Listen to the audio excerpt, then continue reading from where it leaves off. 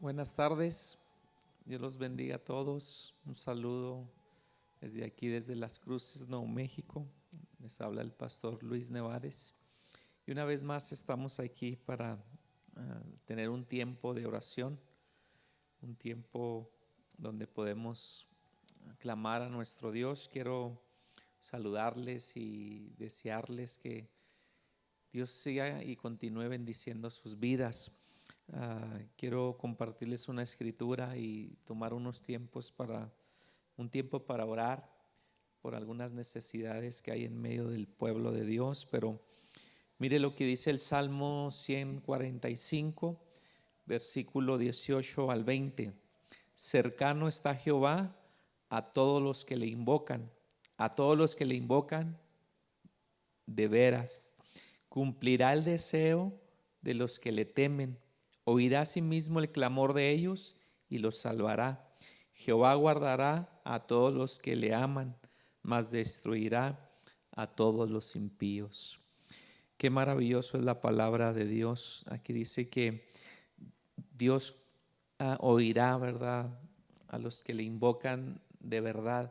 Hoy vamos a invocar a Dios de verdad, de todo nuestro corazón. Los que estamos aquí, los que ya estamos llegando, vamos a orarle a Dios y darle gracias por que ha sido bueno con todos nosotros. Sabemos que hay algunas necesidades que también vamos a estar orando y vamos a pedirle a Dios, ¿verdad?, que Él obre conforme su amor y su misericordia. Nuestro deseo es que Dios conceda las peticiones de cada persona que las ha expuesto, pero también sabemos que Dios es un Dios sabio, que Él hace como Él desea, como Él quiere. Pero hoy vamos a orar delante de nuestro Dios. Padre, hoy una vez más nos allegamos a tu trono alto y sublime, donde tú habitas en la hermosura de tu santidad.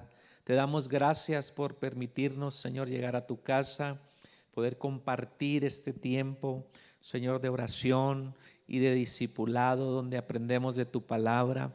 Te pedimos que tú obres en cada persona que ha de venir en esta tarde a aprender de tu palabra.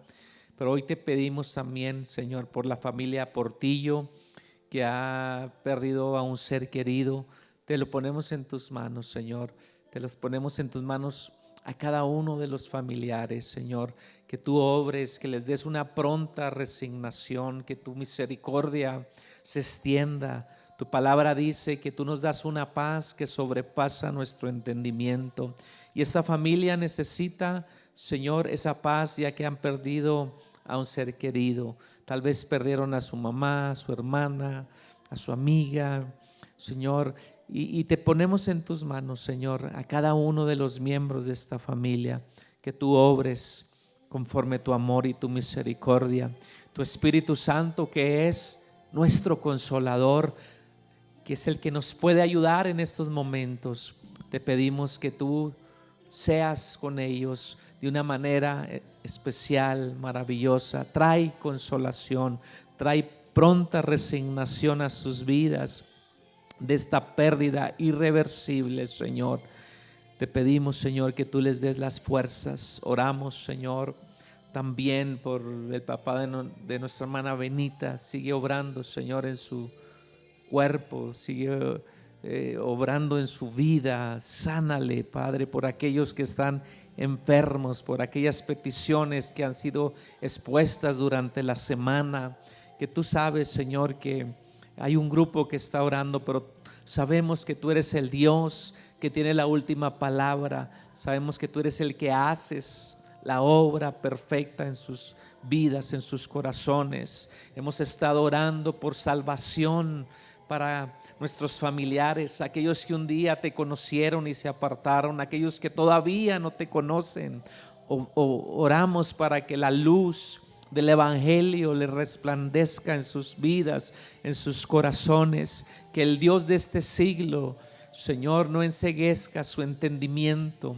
Hablamos, Señor, que ellos puedan tener entendimiento para recibir tu palabra, para poder recibir esa salvación tan grande que tú nos diste en la cruz del Calvario.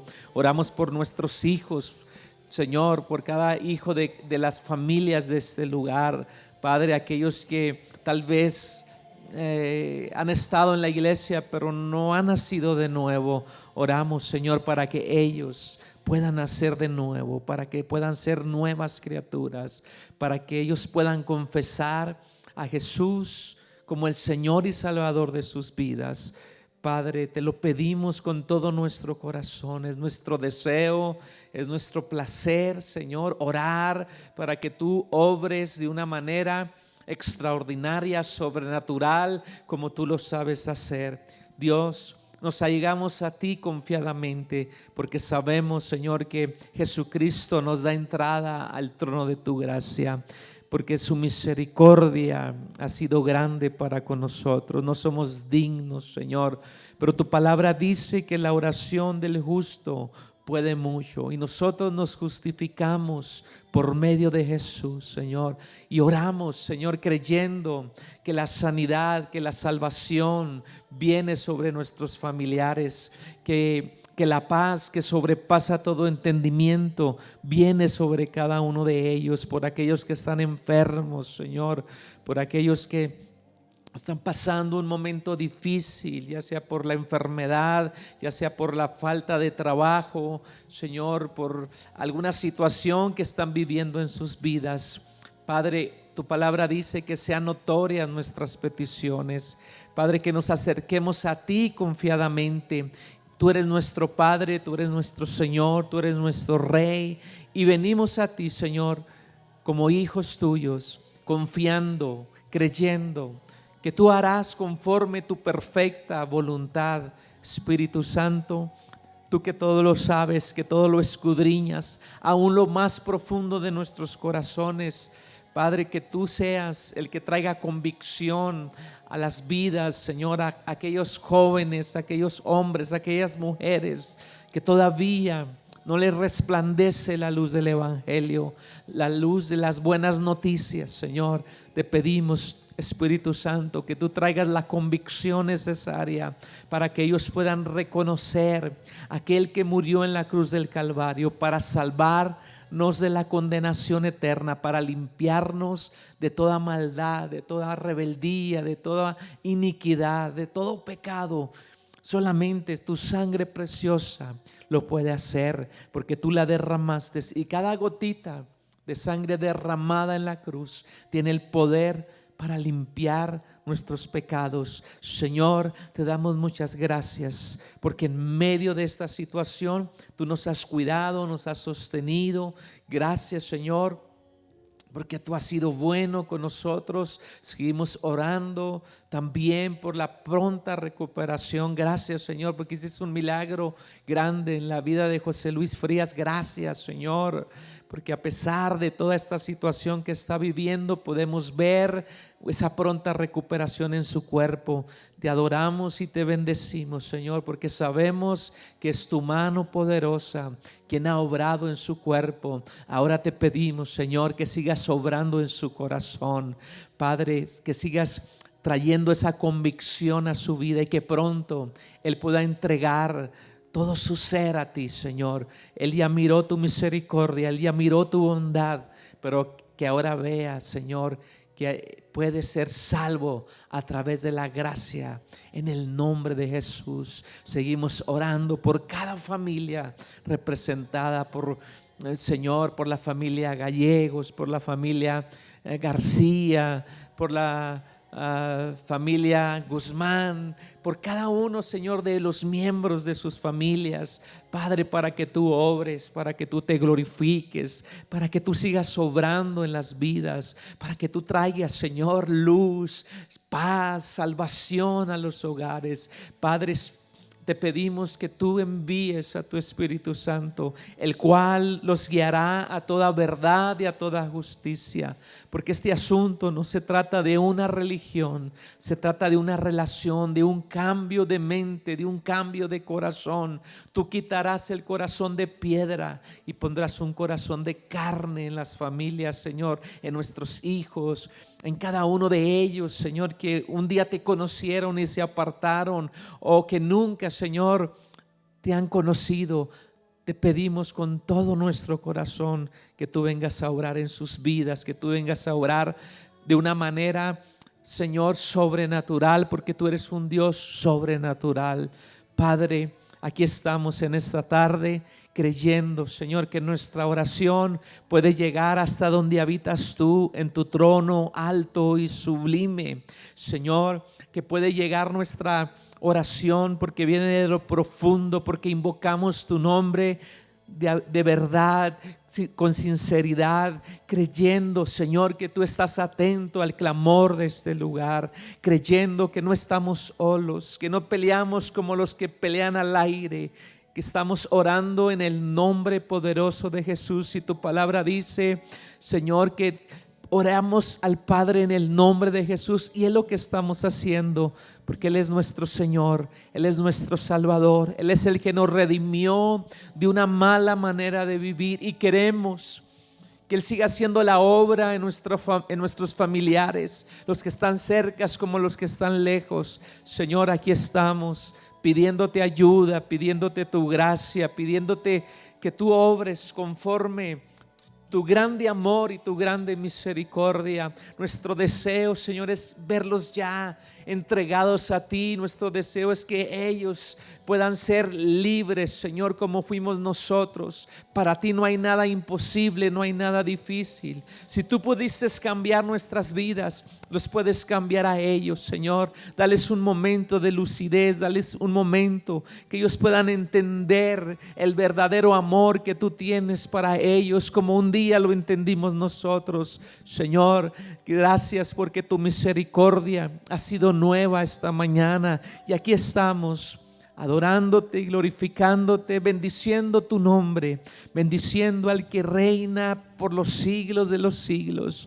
Como dice el libro de Apocalipsis, Señor, el libro de Revelación, al que está sentado en el trono y al Cordero sea la alabanza por los siglos de los siglos.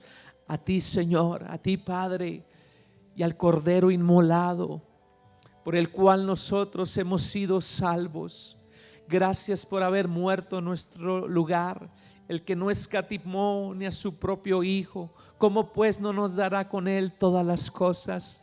Gracias, Señor, porque nos has dado lo más precioso. Gracias porque has pagado un precio muy grande por nuestra salvación. Ahora, Señor, te pedimos que nuestros familiares, que nuestros hijos, que cada uno de los miembros de nuestras familias entiendan que el precio de su libertad ha sido comprado ya, ha sido pagado por el amor maravilloso de Jesús, nuestro Señor y Salvador. Padre, creemos que cada necesidad, cada petición está puesta en tus manos, y que tú eres un Dios que está atento al clamor de este lugar, como lo hiciste con Salomón, Señor, cuando le dijiste: yo estaré atento al clamor de este lugar. Padre, te pedimos que tú estés atento al clamor de este lugar. Te clamamos, te invocamos, Señor, como dice tu palabra. Queremos ser, Señor, aquellos que te invoquen de todo nuestro corazón, de todo nuestro ser. Por eso hoy, Señor, nos hemos reunido para orar y también para aprender de tu palabra. Te damos gracias, Señor, porque el cielo y la tierra pasarán, pero tu palabra nunca pasará. Gracias, Señor, porque tú pones en nosotros el querer como el hacer por tu buena voluntad. Gracias, Espíritu Santo, por darnos ese deseo de aprender más de tu palabra. Te ponemos en tus manos, Señor, nuestras vidas, nuestros pensamientos, nuestro futuro está en tus manos, Señor. Que nunca, Señor, se aparte de nosotros ese deseo, ese fuego. Que no entremos en la estadística que dice que en los últimos días el amor de muchos se enfriará.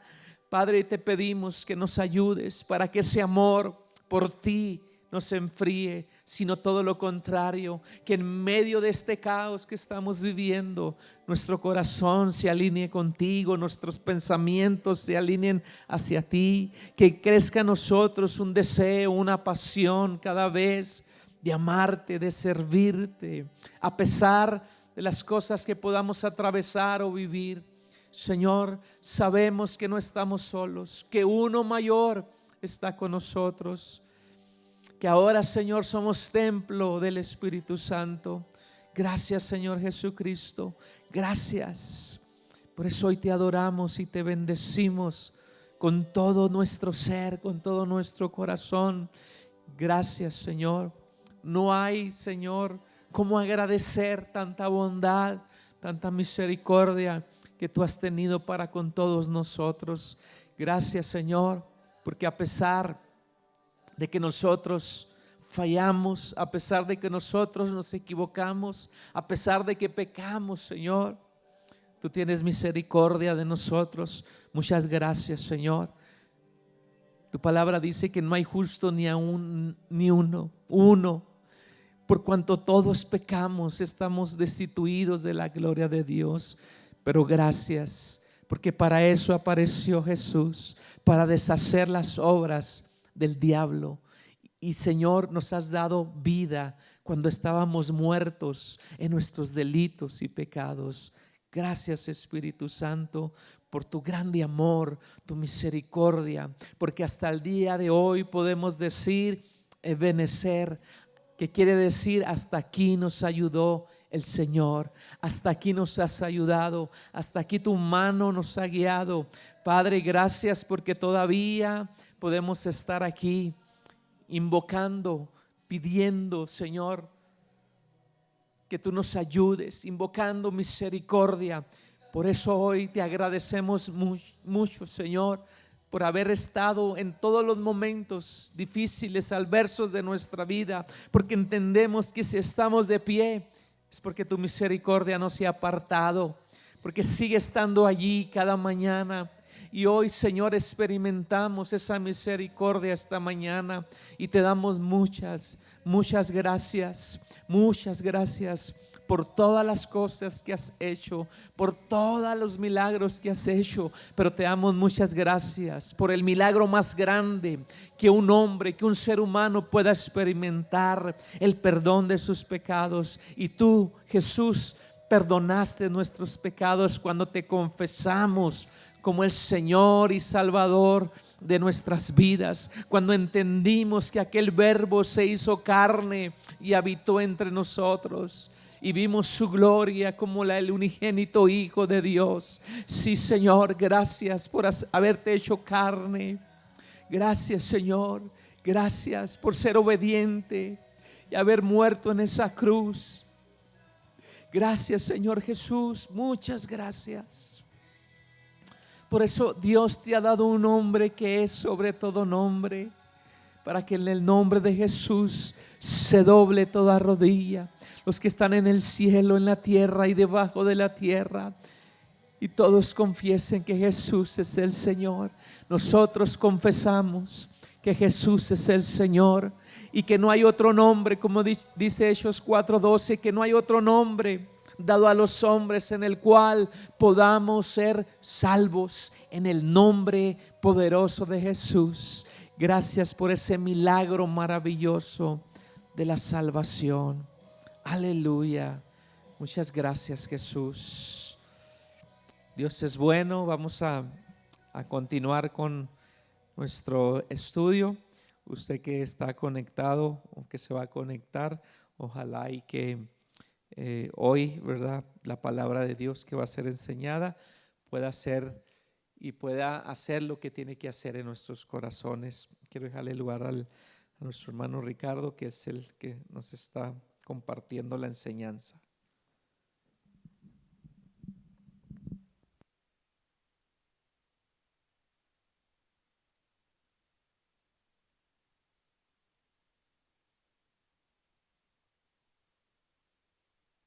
Dios les bendiga, hermanos, en esta tarde.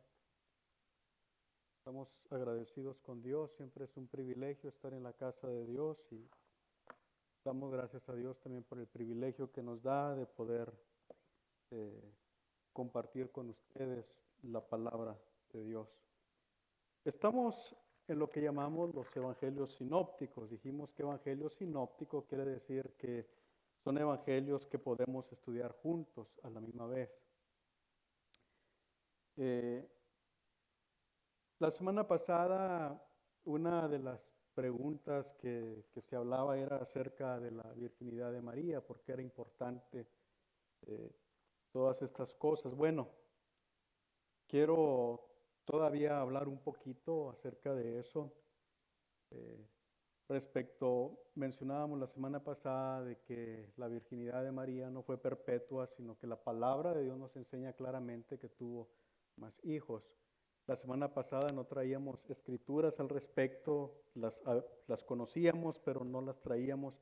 Entonces quiero que leamos algunas escrituras que nos hablan respecto a esto para aquellos de ustedes que quieran anotar, pero en un caso que ustedes tengan que hablar de esto con alguno de las personas que ustedes conocen.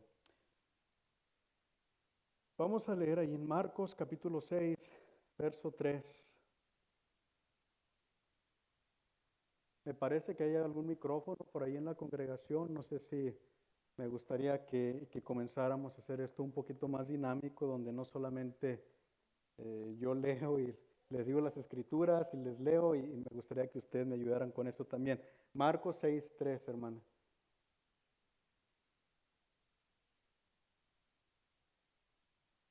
Alguien que guste leer de una forma clara y con voz fuerte. Marcos 6:3.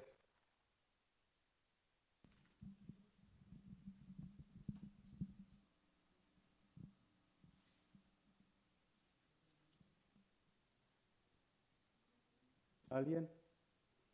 Bien, si no, mientras nos acomodamos, voy a leer yo. Dice, ¿no es este el carpintero, hijo de María, hermano de Jacobo, de José, de Judas y de Simón? ¿No están también aquí con nosotros sus hermanas? Y se escandalizaban de él. Entonces miramos aquí que la gente cuando veía al Señor, de qué manera Él hablaba, de qué manera Él enseñaba, ellos se maravillaban y decían, pero ¿cómo es posible? ¿No es este el carpintero, hijo de María, hermano de Jacobo, de José, de Judas, de Simón? Y luego menciona que también tenía hermanas. Entonces miramos que María había tenido otros hijos también. Hay una escritura similar allí en Mateo 13 del 54 al 56. Vamos a leer Juan 7 del 3 al 5. La escritura de Mateo no la vamos a leer porque realmente es un paralelo con Marcos, pero Juan 7 del 3 al 5.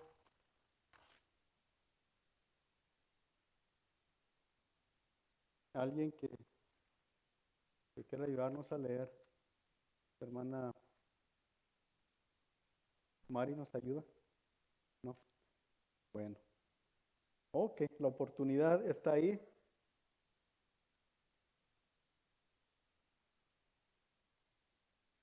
Para que también tus discípulos vean las obras. Me perdí. Para que también tus discípulos vean las obras, porque ninguno que procure darse a conocer hace algo en secreto. Si estas cosas haces, manifiéstate al mundo, porque ni aun sus hermanos creían en él. Entonces Jesús les dijo, Hasta ahí. ¿ya? Sí. Entonces miramos ahí que los hermanos del Señor le decían, pues sal, vete a Judea, para que también tus discípulos vean las obras que haces. Y dice, porque ni aun sus hermanos creían en él. Entonces miramos que al principio tenía hermanos, pero había incredulidad en ellos. Lo bueno de esto es que al final, cuando el Señor resucita y la iglesia comienza, sus hermanos vienen a ser de los líderes de la iglesia también. Y eso, pues, eso más bien lo podemos mirar en la historia de la iglesia. Mateo 12, del 46 al 47.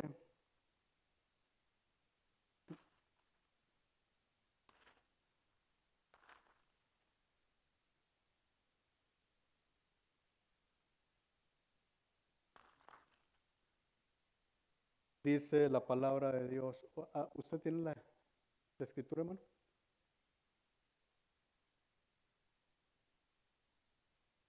Mientras él aún hablaba, la gente Oh.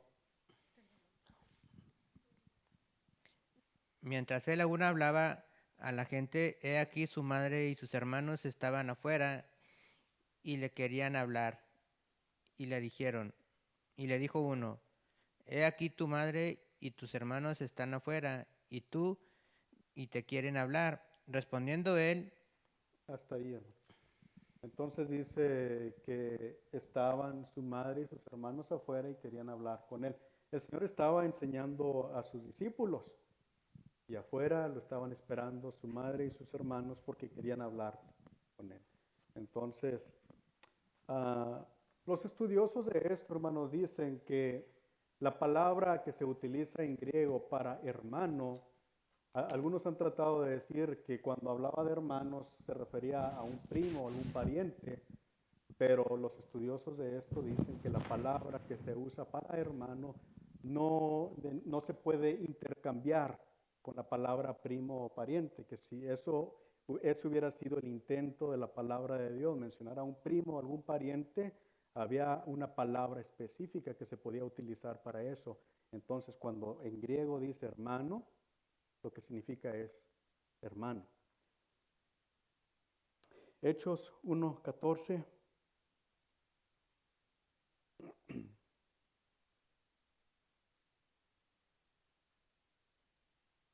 Dice la palabra de Dios, todos estos perseveraban unánimes en oración y ruego con las mujeres y con María, la madre de Jesús, y con sus hermanos. Entonces miramos que ya al principio de la iglesia, también los hermanos del Señor habían creído y se juntaban también con los hermanos y estaban también juntamente con los demás adorando al Señor. Y luego, por supuesto, está la escritura que leíamos la semana pasada, que es Mateo 1, del 24 al 25. Y dice, Mateo 1, 24 al 25, dice, y despertando José del sueño, hizo como el ángel del Señor le había mandado y recibió a su mujer. Pero no la conoció hasta que dio a luz a su hijo primogénito y le puso por nombre Jesús. Aquí hay dos cosas importantes para notar. Primero dice, no la conoció hasta que, o sea, pone un tiempo específico cuando sí la conoció.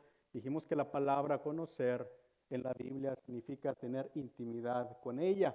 Entonces tuvo intimidad con ella. ¿Cuándo? Hasta que nació su hijo primogénito. Esto también es importante porque la palabra primogénito significa primer hijo. ¿Qué quiere decir esto? Que tuvo también otros hijos.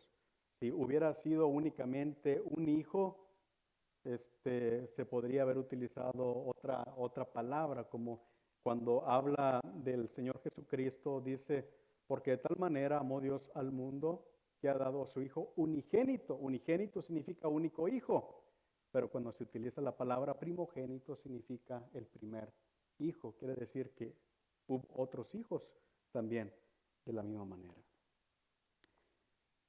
Pero una cosa es cierto, y esto es que el Señor se encarnó o nació de una virgen. Y para nosotros ese hecho es importante. Fue virgen al tiempo de que el Señor era virgen, en el tiempo cuando el Señor se encarnó en María. Vamos a mirar dos escrituras en el Antiguo Testamento que nos hablan del nacimiento virginal del Señor. Isaías capítulo 7, verso 14.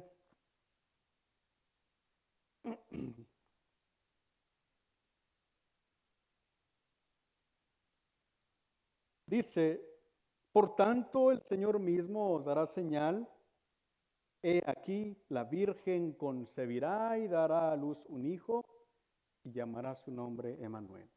Decíamos la semana pasada, si hubiera sido una joven, una doncella solamente que concibió y dio a luz un hijo, ¿qué tipo de señal sería esa? Eso acontece todos los días.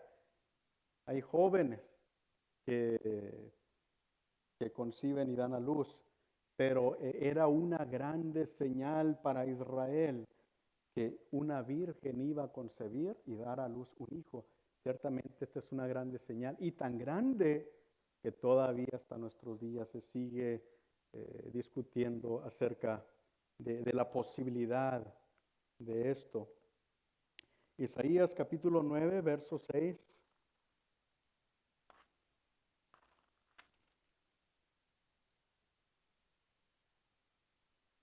Isaías 9:6 dice, porque un niño nos es nacido, hijo nos es dado, y el principado sobre su hombro, y llamará su nombre admirable, consejero, Dios fuerte, Padre eterno, príncipe de paz. En Isaías 7:14 dice, y llamará su nombre Emmanuel, y Emmanuel significa Dios con nosotros. Aquí miramos, hermanos, en este texto dice, un niño nos es nacido. Él nació entre nosotros. No dice, tuvimos un hijo. Dice, no, un niño nació con nosotros. Un hijo nos es dado. ¿Quién nos dio a su hijo? Porque de tal manera amó Dios al mundo que Él ha dado a su hijo. Es un hijo dado por Dios. Y entonces nos da sus nombres que vienen a denotar características del Señor. Dice, llamará su nombre admirable. ¿Por qué admirable? Es admirable que Dios, Hijo, se haya encarnado. Se llamará su nombre consejero o ayudador. Él vino a ayudarnos. Él vino a hacer el camino que vino a llevarnos al Padre. Llamará su nombre Dios fuerte. ¿Por qué? Porque Él es divino. Vino a llamar su nombre Padre eterno. Príncipe de paz. ¿Por qué príncipe de paz? Porque Él es el que vino a poner la paz entre Dios y los hombres. Príncipe de paz significa el principal de la paz. No, nadie más puede dar una paz como Cristo da. Dice la palabra de Dios, justificados pues por la fe, tenemos paz para con Dios por medio de nuestro Señor Jesucristo. Pues es importante que haya nacido de una virgen. Allá en Génesis capítulo 3, verso 15, una escritura que citamos mucho en nuestras clases, encontramos lo que llamamos el protoevangelio, que quiere decir la primera mención del evangelio. Y ahí Dios está tratando con el hombre porque el hombre acaba de comer del fruto que Dios le había dicho que no comiera. Y luego sabemos que cuando Dios confronta al hombre, el hombre culpa a la mujer. Y luego Dios confronta a la mujer y luego la mujer dice, no, la serpiente me engañó y por eso comí. Y entonces Dios confronta a la serpiente y Dios le dice a la serpiente, por cuanto esto hiciste, pondré enemistad entre ti, serpiente, y la mujer, entre tu simiente y la simiente suya. Esta te herirá en la cabeza y tú le herirás en el calcañar. Entonces desde ahí encontramos la mención de que iba a venir uno nacido de mujer que iba a pisar a la serpiente en la cabeza. Y en Apocalipsis capítulo 12 encontramos referencia que dice que el diablo es la serpiente antigua. Es decir, que iba a venir uno nacido de mujer que iba a pisar al diablo en la cabeza, iba a destruir las obras del diablo. Y eso significa, hermanos, que nos iba a dar a nosotros salvación, uno que iba a nacer de una mujer, no de un hombre. Si fuera de hombre y mujer, si fuera del fruto de un hombre y una mujer, se mencionaría al hombre, pero específicamente dice uno que nacerá de mujer. Entonces, esta es la importancia que tiene para nosotros el nacimiento virginal de Cristo. Vamos entonces, hermanos, al tema que tenemos para esta tarde. Vamos a mirar algunas escrituras. Lucas capítulo 1, del 57 en adelante. Voy a estar salteando por algunos versículos. La semana pasada hablábamos de la anunciación, del anuncio del nacimiento de Juan el Bautista y del anuncio del nacimiento de Cristo. En esta tarde vamos a estar hablando acerca del cumplimiento. Lucas 1, del 57 dice, cuando Elizabeth le cumplió el tiempo de su alumbramiento, dio a luz un hijo.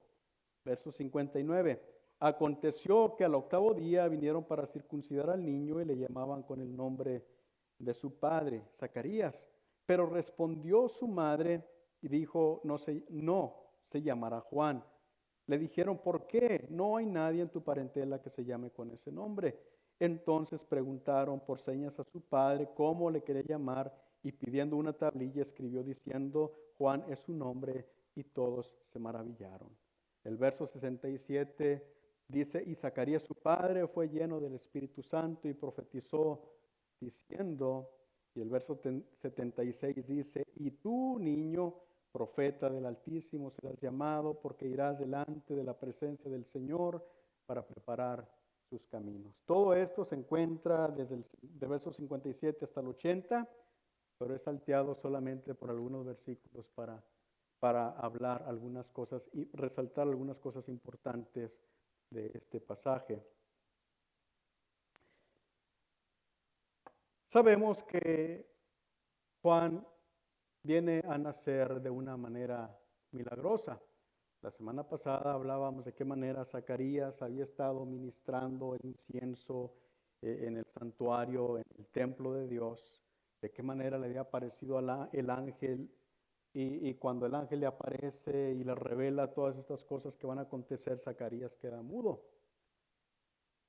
Dijimos que la palabra Zacarías, o el nombre Zacarías significa Dios recuerda.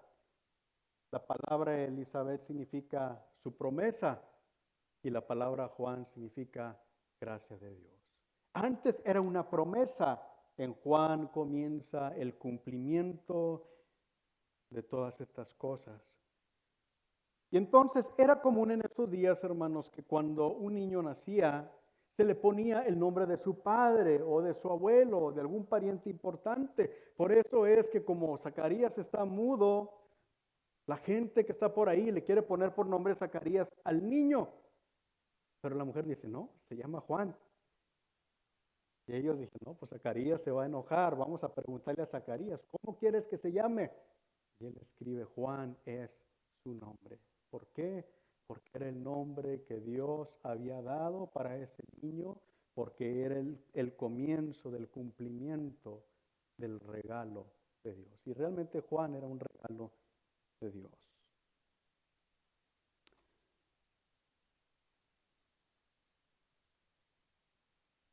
El verso 1:17, Lucas 1:17, dice que este Juan, en la promesa del ángel, dice, e irá delante de él con espíritu y el poder de Elías para hacer volver los corazones de los padres a los hijos y de los rebeldes a la prudencia de los justos para preparar al Señor un pueblo bien dispuesto. Entonces, él venía en el poder de Elías. Elías era un hombre tierno, cariñoso. Cuando iba allá a hablar con el rey Acab, ¿le hablaba con cariño? Es una pregunta. ¿Qué hacía Elías? Confrontaba a Acab con su pecado, confrontaba a Jezabel, confrontaba a los sacerdotes paganos. Él era un hombre poderoso que hacía descender fuego del cielo. Era un hombre poderoso en palabra, era un hombre que podía confrontar. Y cuando viene Elías, hermanos, y viene en el poder de Elías, ¿qué nos imaginamos? A un hombre tierno que viene de una manera amorosa a presentar el plan de Dios. No, es un hombre que viene con palabra de poder, de autoridad, a confrontar al pueblo. Y algunos dicen, pero es que Dios es amor, Dios no puede hablar no le podemos hablar a la gente de una manera difícil, de una manera ruda. Pero el amor de Dios a veces nos confronta, hermanos. Y Dios venía de una manera amorosa confrontando al pueblo. Es tiempo de que reconozcan su condición, su realidad. Es tiempo de que se arrepientan y vuelvan a Dios, porque el reino de los cielos se ha acercado, decía Juan el Bautista. Arrepentíos, conviértanse de sus pecados, porque el reino de los cielos se ha acercado. Y hermanos, nosotros a veces necesitamos ser confrontados con nuestra realidad. Aquí encontramos que no siempre la palabra de Dios es presentada con amor. Y sabemos, hermanos, que hay iglesias grandes donde se habla del amor de Dios, y de esta manera se puede crecer una iglesia. Pero para poder ser verdaderos cristianos necesitamos ser confrontados con nuestra realidad, con nuestra verdad, para poder ser verdaderos hijos de Dios. La semana pasada mencionaba también otra cosa. Decía que Juan el Bautista Leíamos una escritura que dice que Juan el Bautista era el más grande de los nacidos de mujer. Dice, más sin embargo, el más pequeño en el reino de los cielos es más grande que él.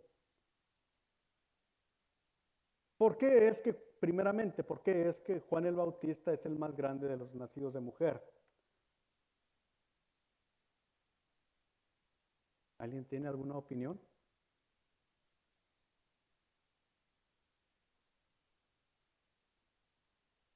La misión que él tenía era la misión más grande posible. Él venía a anunciar que venía el Señor detrás de él. Habían habido profetas antes en el Antiguo Testamento, pero ninguno había tenido un mensaje tan importante y tan maravilloso como Juan el Bautista. En el Nuevo Testamento encontramos otros hombres. El apóstol Pablo vino y es el hombre que Dios utilizó para desarrollar la doctrina más que ningún otro. Es quien desarrolla la doctrina cristiana. Lo que nosotros conocemos como teología, como doctrina, es el apóstol Pablo. Pero Juan el Bautista tenía un mensaje maravilloso. Detrás de mí viene el Cordero de Dios que quita el pecado del mundo. Arrepiéntanse porque el reino de los cielos se ha acercado. Detrás de mí viene el Salvador. Entonces, de los nacidos de mujer, dice el Señor, no hay otro más grande que Juan el Bautista. Dice, sin embargo, el más pequeño en el reino de los cielos es más grande que él. ¿A qué se refiere esto? Juan viene a ser el último del tiempo que conocemos como el tiempo de la ley. En el tiempo de la ley, hermanos, de repente había un profeta que se levantaba, pero en ese profeta de cuando en cuando descendía el Espíritu Santo sobre él y el hombre comenzaba a profetizar, comenzaba a hablar palabra de Dios, pero el Espíritu Santo volvía a ascender al cielo. Y luego cuando Dios quería volver a traer otro mensaje, volvía a descender el Espíritu de Dios sobre el profeta y el profeta volvía a hablar palabra de Dios y el Espíritu de Dios volvía a subir al cielo. Pero ahora que Cristo Jesús vino y nos reconcilió con Dios, dice la palabra de Dios que Dios puso en nosotros su Espíritu Santo. Es un sello de que somos hijos de Dios. Ahora el Espíritu Santo ha venido a morar en cada uno de nuestros corazones. Ya no tenemos que esperar una visitación de Dios, sino que el Espíritu Santo ahora habita todos los días y en todo momento dentro de nuestras vidas. En alguna ocasión, predicando a jóvenes, les decía, es importante que vivan todo el tiempo como si el Señor los estuviera mirando. No puedes hacer cosas que no harías si el Señor te estuviera mirando. Y la verdad de las cosas es que el Señor sí nos está mirando en todo el tiempo. No solamente nos está mirando, sino que Él habita dentro de nosotros. Y debemos en todas las cosas y en todo lo que hacemos y en todo lo que hablamos y en todo lo que pensamos, dar honra y gloria al Señor Jesús, que es el que vive y el que reina para siempre. El verso 80, Lucas 1, 80, hablando de Juan el Bautista, dice, y el niño crecía y se fortalecía en espíritu y estuvo en lugares desiertos hasta el día de su manifestación a Israel.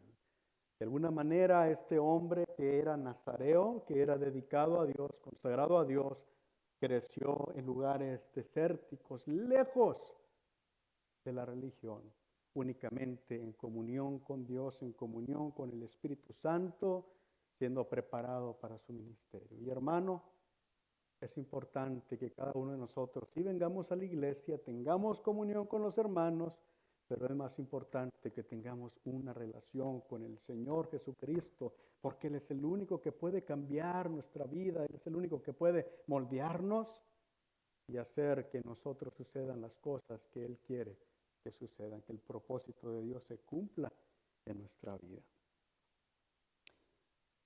Vamos a hablar ahora del nacimiento del Señor Jesús. Mateo capítulo 1 En el verso 1 comienza presentándonos a los antepasados del Señor, en lo que miramos que es la genealogía de Jesucristo. Voy a leer solamente algunos versículos. Sabe que a mí me gusta leer las genealogías, me gusta mirar los personajes importantes que pasan por ahí, pero por falta de tiempo vamos a mirar solamente algunos versículos en esta genealogía. Mateo capítulo 1, el verso 1 dice, libro de la genealogía de Jesucristo, hijo de David, hijo de Abraham. El verso 3 dice, Judá engendró de Tamar a Fares y a Sara, Fares a Esrom y Esrom a Aram. El verso 5 dice, Salmón engendró a Rahab, engendró de Rahab a Boaz engendró de Ruth a Obed y Obed a Isaí. El verso 6, Isaí engendró al rey David y el rey David engendró a Salomón de la que fue mujer de Urías. Y el verso 16 dice, y Jacob engendró a José, marido de María, de la cual nació Jesús, llamado el Cristo. Mateo, hermanos, dijimos que presenta su evangelio a los judíos. Y para los judíos era importante mirar que el descendiente de la promesa o el que iba a cumplir la promesa era descendiente de Abraham, porque la promesa había sido hecha a Abraham. Allá lo miramos en Génesis capítulo 12, del verso 1 al 3. Y era importante también que fuera descendiente de David, porque la promesa de que iba a venir un rey eterno había sido hecha a David, que de su descendencia iba a venir un rey. Eso lo encontramos en 2 de Samuel, capítulo 7. Podemos leer del verso 12 al verso 13. Les doy las escrituras solamente por si gustan anotarlas. Entonces, de esta manera, Mateo nos presenta a Jesús como el cumplimiento de la promesa hecha a Abraham y hecha a David. Él es el Mesías, Él es aquel al que esperaban los judíos. Viene de la línea prometida. Entonces, Él nos comprueba su linaje y nos comprueba que Jesús es un digno heredero al trono de David. Ahora, en los versículos que leí, si se dan cuenta, de esos versos mencionan a mujeres, 4 mujeres importantes en la genealogía de Jesús. Es importante notar esto, hermano, porque en las genealogías normalmente se le daba importancia a los hombres, pero ¿sabe qué? El Señor no hace excepción de personas. El Señor también mira a la mujer y la mujer es igualmente valiosa para nuestro Señor Jesucristo. Él no hace acepción de personas. Las mujeres que menciona la genealogía es Tamar. Dice que Judá engendró de Tamar a Fares. ¿Quién es Tamar? Usted lea Génesis capítulo 38 y se va a dar cuenta de una situación bochornosa, vergonzosa que acontece ahí. Tamar era la nuera de Judá. Y sin embargo, esa Tamar le dio hijos a Judá. ¿Qué es lo que aconteció? Bueno, usted puede leer por ahí en su casa, Génesis capítulo 38. Miramos que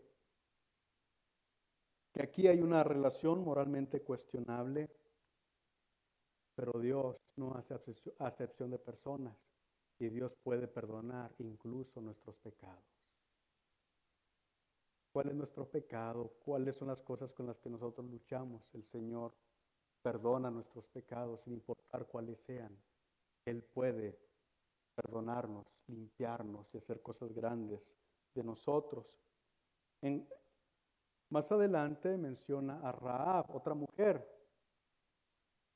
que era una ramera. Y hemos dicho que una ramera es una mujer que colgaba ramas en la ventana, ¿verdad? Sí, era lo que hacía, colgaba una rama en la ventana, simbolizando o enseñando, anunciando que ahí adentro había una mujer prostituta, es lo que era una ramera. pero por eso era ramera, porque colgaba una rama en la ventana. Y esta mujer, Rahab, era ramera en Jericó.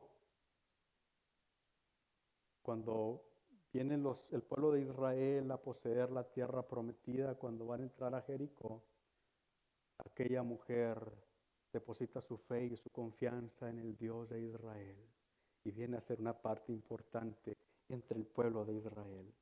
Dios no echa fuera al que a él viene con un corazón sincero.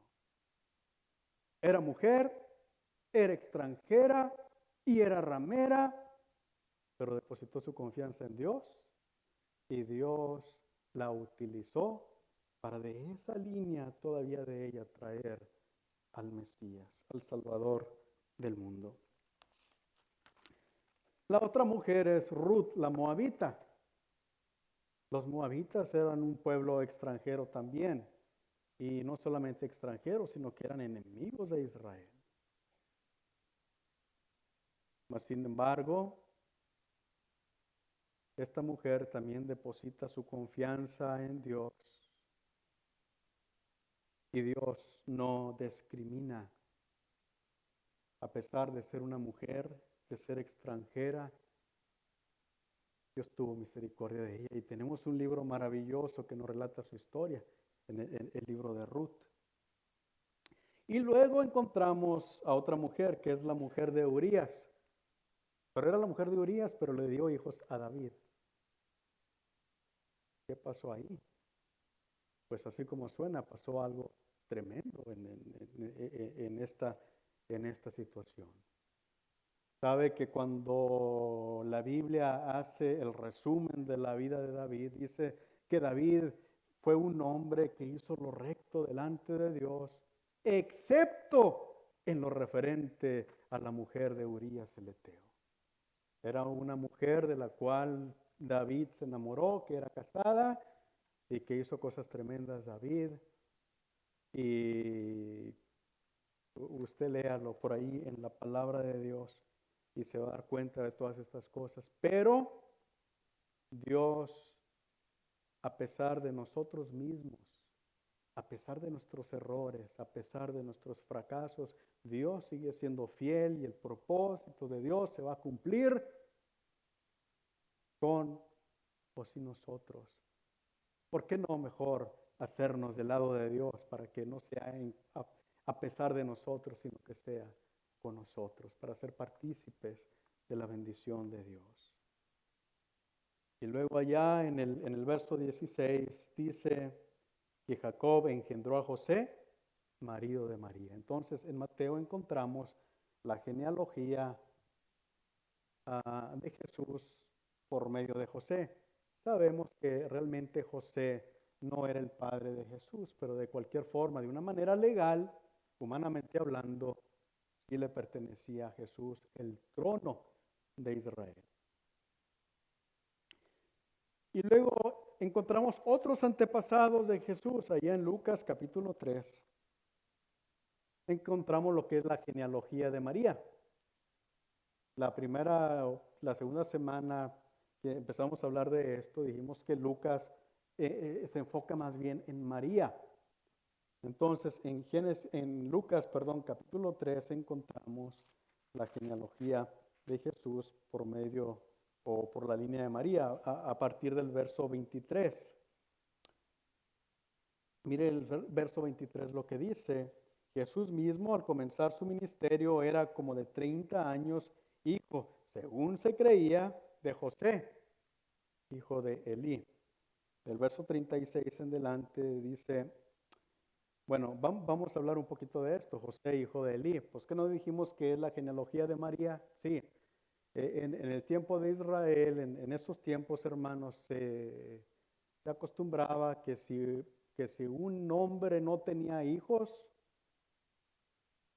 el hombre de alguna manera adoptaba a los esposos de sus mujeres, a los esposos de sus hijas, para que vinieran a darle descendencia, para que vinieran a ser sus hijos.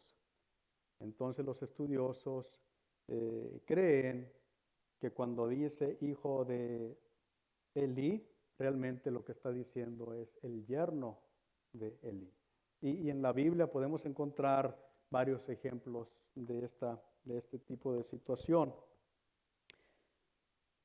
Entonces, vamos a leer del verso 36 al 38. Esta genealogía también pasa por Abraham, también pasa por David, pero vamos a irnos más para atrás todavía. Mire, hijo de Cainán, el verso 36, hijo de Cainán, hijo de Arfaxad, hijo de Sem, hijo de Noé, hijo de Lamec, hijo de Matusalén, hijo de Enoc, hijo de Jared, hijo de Maalaleel, hijo de Cainán, hijo de Enos, hijo de Set, hijo de Adán, hijo de Dios. ¿Sabe usted, hermano, que en el Antiguo Testamento no hay muchas escrituras que mencionan a Dios como Padre? Mas, sin embargo, la relación que había entre Dios y Adán era verdaderamente de padre a hijo. Era el propósito de Dios que Adán fuera su hijo. Pero Adán se había apartado de Dios y ahora la humanidad se encuentra apartada de Dios, de tal forma que en el Antiguo Testamento no encontramos a Dios obrando como Padre. Pero es ahora a través de Jesucristo que otra vez volvemos a ser hechos hijos de Dios. Mirad cuál amor nos ha dado el Padre, dice Juan, para que ahora seamos llamados hijos de Dios. Y dice, y a todos los que le recibieron, a los que creen en su nombre, les dio potestad de ser hechos hijos de Dios. Entonces el Señor Jesucristo viene a restaurar esto, de que ahora somos hijos de Dios. En esta genealogía de Jesús, hermanos, encontramos nombres importantes como Enoc. ¿Quién es Enoc? Es un hombre santo que caminó con Dios. Bueno, es un hombre bueno que caminó con Dios y que alcanzó testimonio de ser justo y que un día Dios se lo llevó porque caminó con Dios y se lo llevó vivo al cielo. Es un hombre que subió al cielo hace más de 5,000 años. Hace más de 5,000 años que nació y todavía está vivo. Está en la presencia de Dios. Qué maravilloso es esto. Enoc, un hombre que caminó con Dios. Matusalén, es un hombre bien importante. Como digo, a mí me fascinan las genealogías y mucho pudiéramos hablar de Matusalén. Es un hombre importante en el plan de Dios. Hermano, Matusalén es el hombre que vivió más años en la tierra, más que ningún otro. ¿Por qué? Porque su vida tenía que ver con el plan de Dios para la humanidad. Y la vida de Matusalén representa la misericordia de Dios que se extendió tanto, que es el hombre más longevo de toda la historia. Y encontramos por ahí también a Noé, encontramos a Set, a Enos, hombres muy importantes en la palabra de Dios. Usted lea allá Génesis, los primeros capítulos, y va a encontrar historias maravillosas respecto a todos estos hombres en la genealogía del Señor Jesús. Entonces, pero a final de cuentas, Jesús es ¿qué? Hijo de Adán, pero también es hijo de Dios. Hijo de Adán y también es hijo de Dios.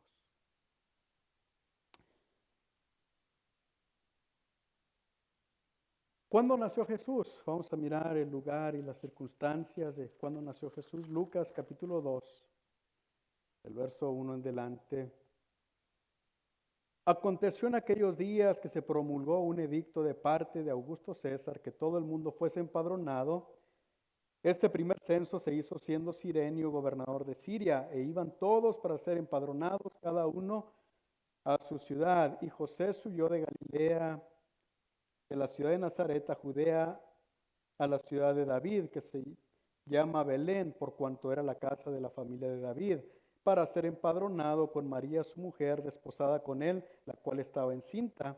Y aconteció que estando ellos allí se cumplieron los días de su nombramiento, y dio a luz a su hijo primogénito y lo envolvió en pañales y lo acostó en un pesebre porque no había lugar para ellos en el mesón. Parece que Dios se equivocó.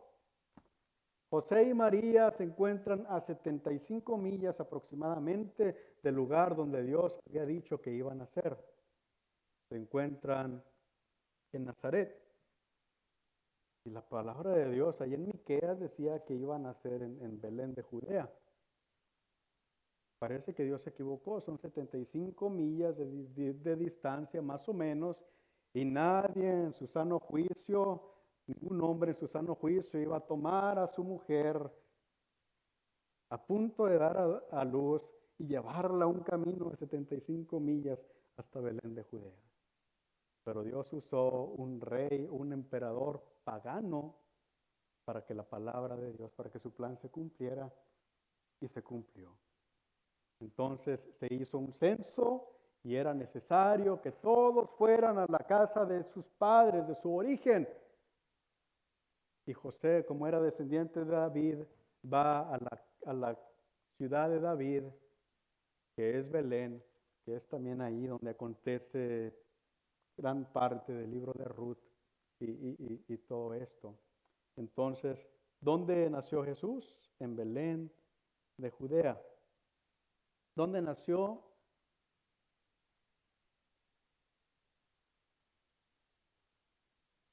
Nació en un establo y lo acostó en un pesebre.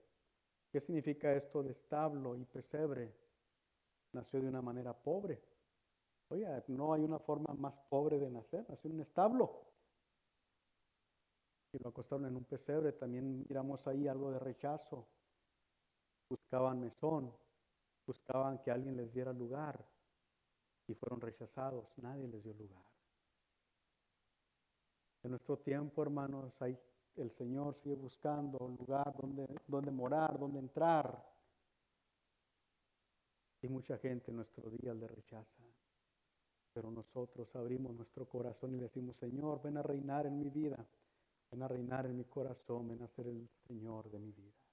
Pero nació de una manera pobre para venir a compadecerse de los pobres, de los humildes, de los que sufren. Él conoce todas estas cosas. Qué maravilloso que el Rey del cielo se haya humillado de esa manera por amor a nosotros. Lucas 2,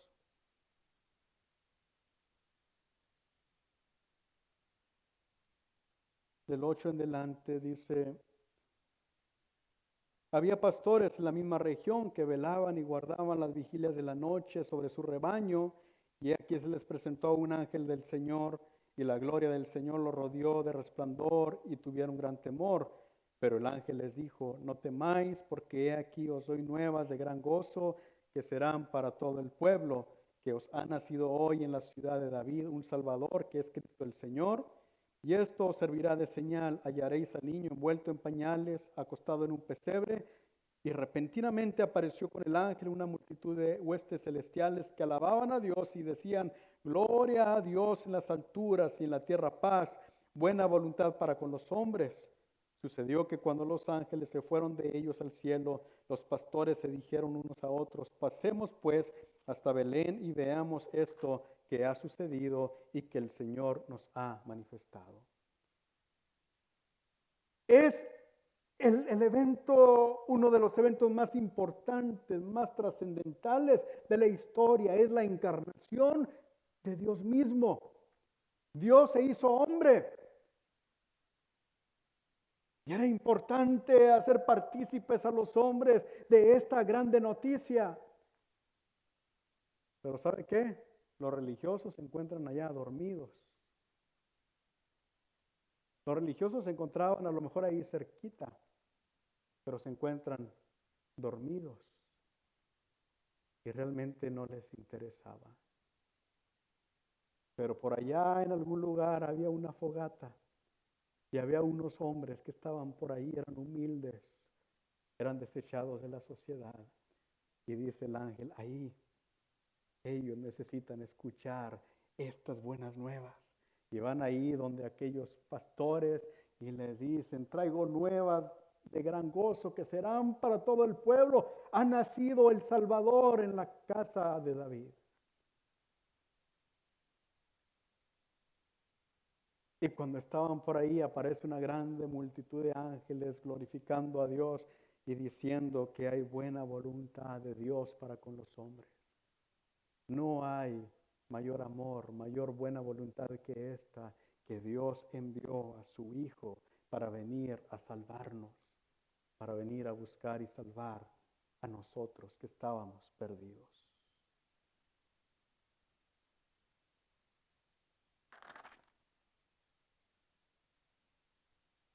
El verso 21. Cumplidos los 8 días para circuncidar al niño, le pusieron por nombre Jesús, el cual le había sido puesto por el ángel antes que fuese concebido.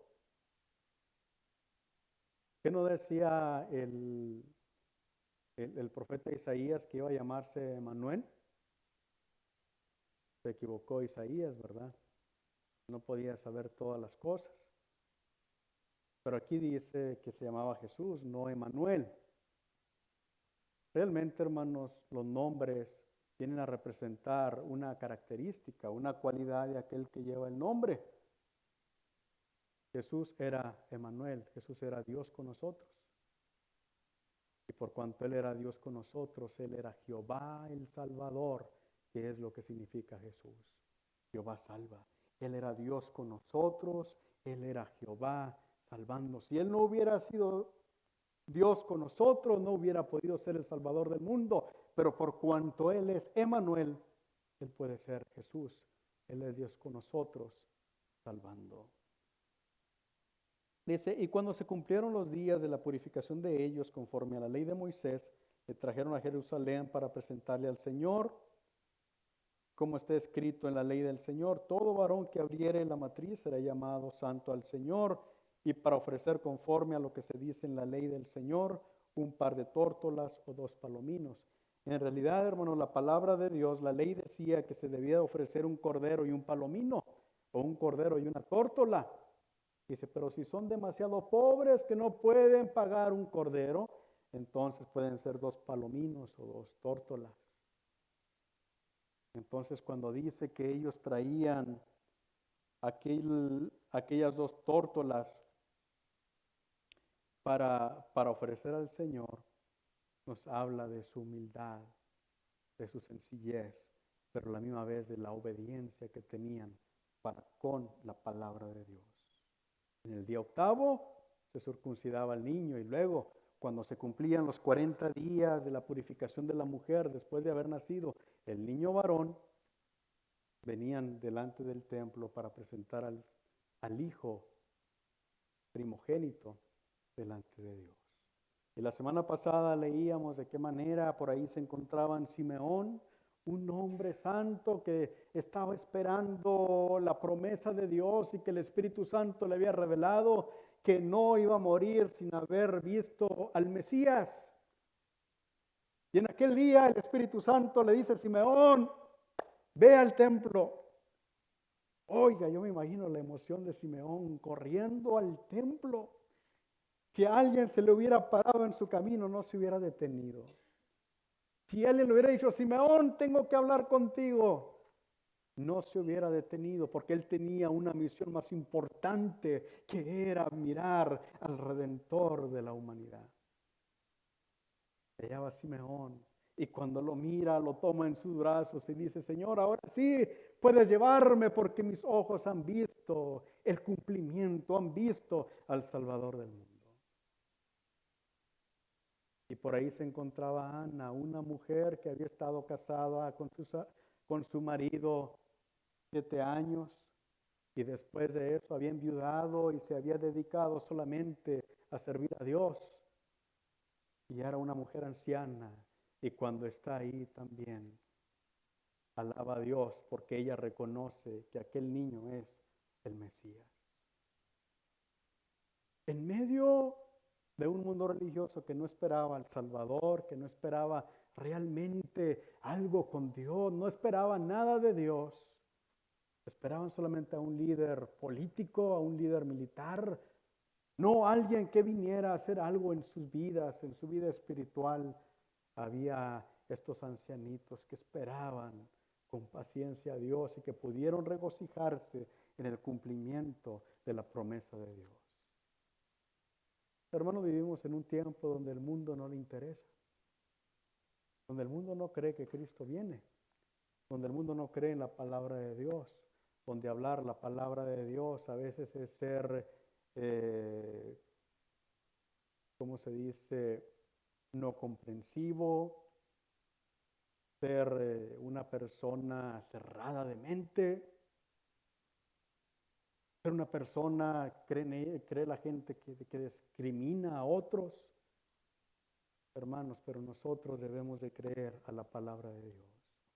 Y realmente cuando amamos la palabra de Dios, vamos a amar a nuestro prójimo, porque en esto se cumple la ley y los profetas. Amar a Dios primeramente y luego después amar al prójimo. No hay mayor amor que este que nos enseña la palabra de Dios. Pero nosotros debemos esperar y confiar en lo que la palabra de Dios dice. Y cuando miramos que todas estas cosas acontecen, todo lo que acontece a nuestro alrededor, levantar nuestra cabeza porque sabemos que Cristo Jesús viene pronto a levantar una iglesia que Él espera.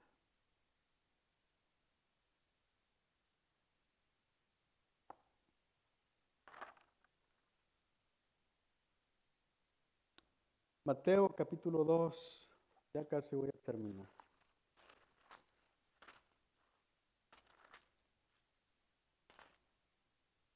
Mateo capítulo 2 dice, cuando Jesús nació en Belén de Judea en días del rey Herodes, vinieron del oriente a Jerusalén unos magos.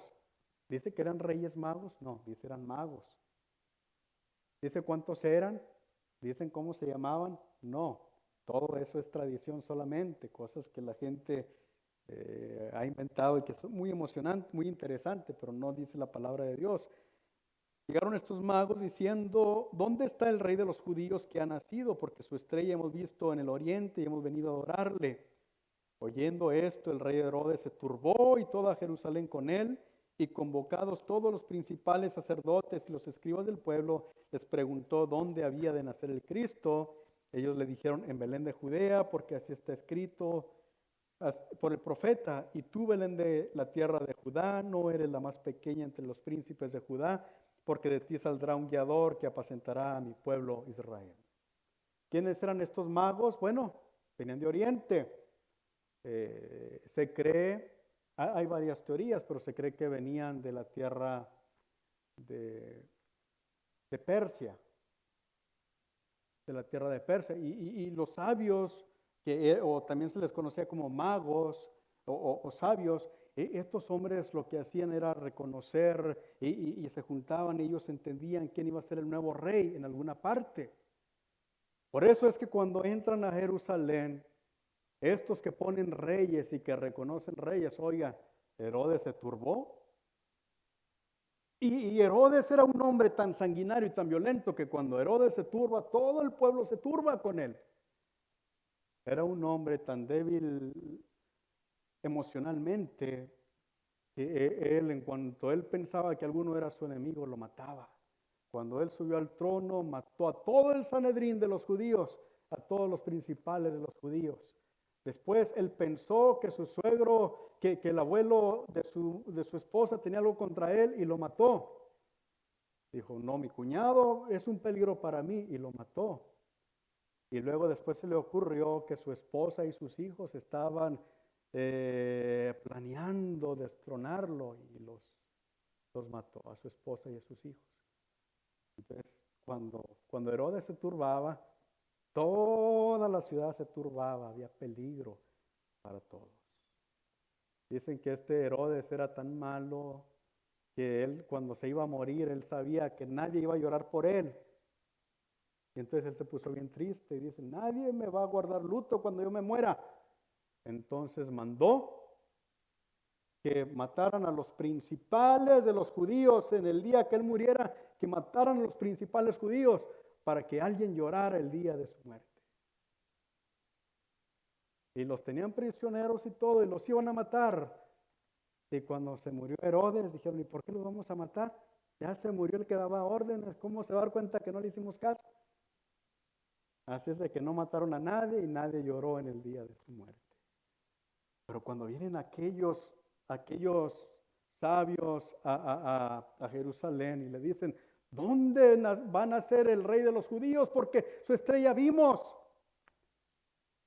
Él trae a los sabios de las escrituras, a los que conocen las escrituras, le dicen en Belén de Judea.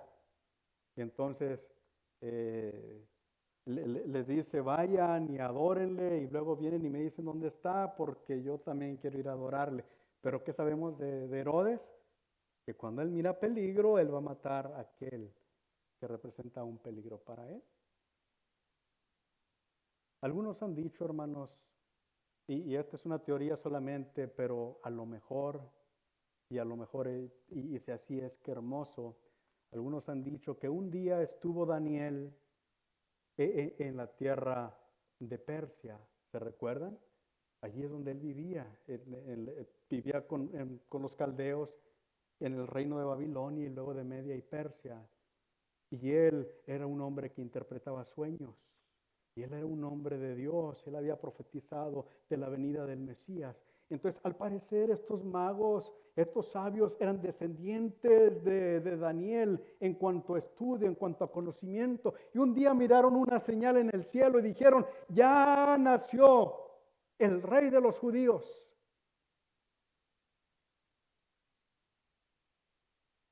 Y la estrella que ellos miraron era una estrella maravillosa que no necesariamente les decía dónde iba a nacer. Algunos estudiosos de nuestro tiempo tratan de investigar cuáles constelaciones, cuáles estrellas hubo en el tiempo del nacimiento del Señor Jesús, pero sabemos que esta estrella era mucho más maravillosa que esa. Solamente apareció, ellos miraron la señal y van hasta Jerusalén a indagar qué está sucediendo. Y cuando salen de ahí, dice la palabra de Dios que aparece la estrella y los va dirigiendo, ya no al pesebre, porque el Señor ya no está en el pesebre, ya han pasado algunos días, pero lo llevan hasta la casa donde está el Señor y ahí postrados le adoran. ¿Qué hace Herodes? Después de esto, manda matar a los niños de 2 años para abajo, tratando de evitar el peligro que hay sobre él. Hasta ahí, hermanos, llegamos en esta tarde. Hay comentarios, preguntas. Ya pasó el tiempo, pero ¿hay alguna pregunta o algún comentario? Hay muchas cosas más que pudiéramos hablar de todo esto, pero el tiempo es limitado.